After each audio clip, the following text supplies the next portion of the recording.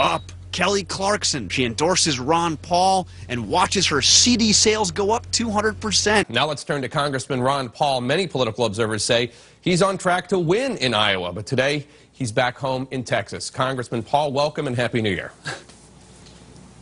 Thank you. Nice to be with you. So your rivals have really started to unload on you on the home stretch, given your prominent perch in the polls. Newt Gingrich says your views are, quote, totally out of the mainstream of every decent American. Jon Huntsman has a web ad calling you unelectable, citing a decade worth of newsletters published under your name containing bigoted statements against minorities. And even the Des Moines Register poll that shows you essentially tied for first with Mitt Romney says that you are leading the pack in terms of who is least electable in a general election. This is a real area of vulnerability for you. How do you convince Republican voters that you are, in fact, electable against President Obama? Well, that whole thing is a contradiction in terms. If I'm leading into polls, I mean, I'm electable. I've been elected 12 times in Texas. When people get to know me, we're doing well in the polls. Our crowds are getting bigger, and the people who are complaining are the ones who are way down in the polls, so they don't have a whole lot of credibility about my electability. But indeed, nobody can prove anything until we have a real election, and we're going to have a real caucus vote, straw vote on Tuesday night. That's going to tell us a whole lot, and as a matter of fact, our campaign feels pretty good about how things are going.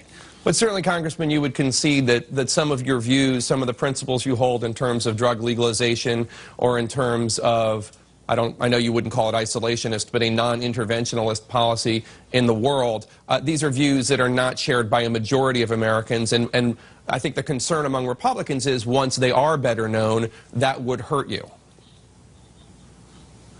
Well, see, I think that's where the contradiction is. Quite frankly, I don't believe that statistic because I think the majority are with me.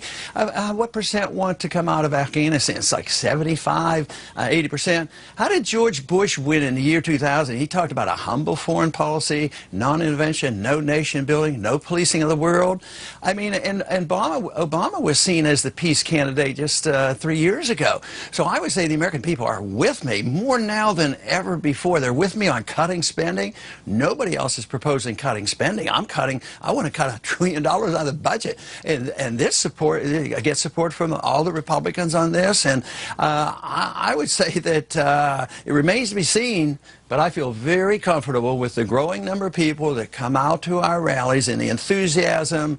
I tell you what, I think it's a mistake if people want to write me off and say that I am not with the people. Matter of fact, it's so appealing that we get a lot of independents and a lot of Democrats coming to our rally, and that's what you need in order to win elections. So I'm pretty optimistic about what's going on. And of course, I've always been optimistic about the message of liberty and the Constitution, limited government, and I think it's catching on. I think the people have come around to believing that the government fails in their efforts to do good. They want to be a good policeman of the world. They want to provide goods and houses for everybody. And look at what happened to the housing bubble. And look at the prolongation of these wars overseas. So people are looking now more carefully at a constitutional approach to government. All right, Congressman, we have a lot of issues to discuss and only a few more minutes left. I do want to ask you about those newsletters published under your name in the 80s and 90s. In the 90s, you defended them. In 2001, you said you did not write them. You now say you did not write them, you did not read them, and you disavow them. So just, if you could give a straight answer on this, who wrote these newsletters, and do you still associate with these people? Well, I think your assessment there is mixed up because the reporting has been bad.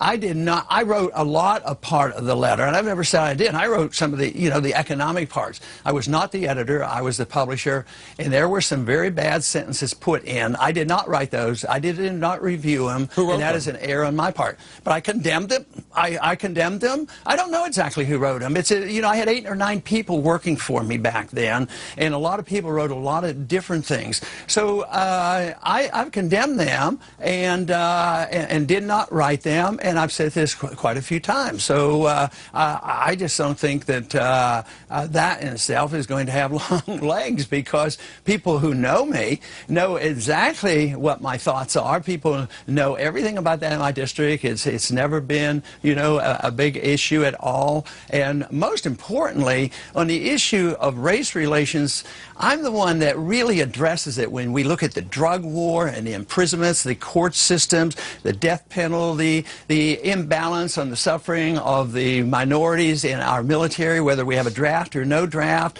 So I think the court system is very, very biased, whether it's the issuance of the death penalty. If you look at it, it is unbiased. I'm the only one that's talking about that. So I'm the true civil libertarian when it comes to this. And I think that people ought to, look at my positions there rather than dwelling on 8 sentences I didn't write and didn't authorize and have been, apologetic about because it shouldn't have been there and it was terrible stuff. Well, I think it's more than 8 sentences, but moving on, one of your former close aides recently said that you, quote, engaged in conspiracy theories, including perhaps the 9/11 attacks were coordinated with the CIA and that the Bush administration might have known about the attacks ahead of time.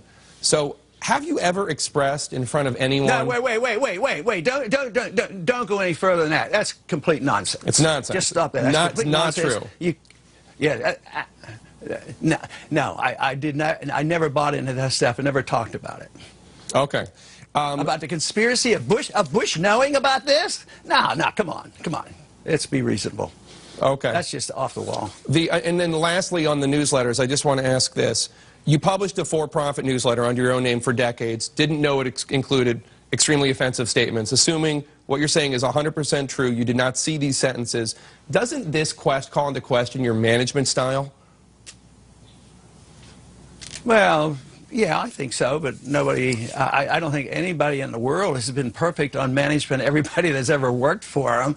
Yes, it's a flaw, but I think it's a human flaw, and I think it is probably shared by a lot more people than myself, because, when you have hundreds of people over the years that have worked for you, and it's happened even in big corporations or big newspapers or on TV stations, you can't monitor. Every once in a while somebody on a TV station will say something, but does the owner and the publisher, get blamed for what the person says? So no, you can't monitor every single thing, but it is a flaw.